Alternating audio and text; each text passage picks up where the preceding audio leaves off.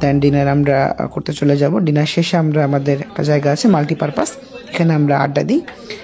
আড্ডা দিয়ে টিয়ে আবার আমরা যার যার ডর্মে চলে আসি এবং রুমের মধ্যে আমাদের আড্ডা চলে বিভিন্ন বিষয় নিয়ে রাতভর। তো এবারে এটাই বিপিটিসির জীবন। আমরা বেশ ভালোভাবেই টাইম কাটাই, মাঝে মধ্যে গান বাজনা করি, টাফ হলেও বেশ আনন্দময় জীবন।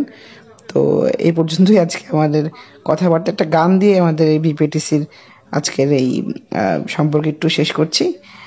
আমাদের একটা গান চলছে। Thank you everyone.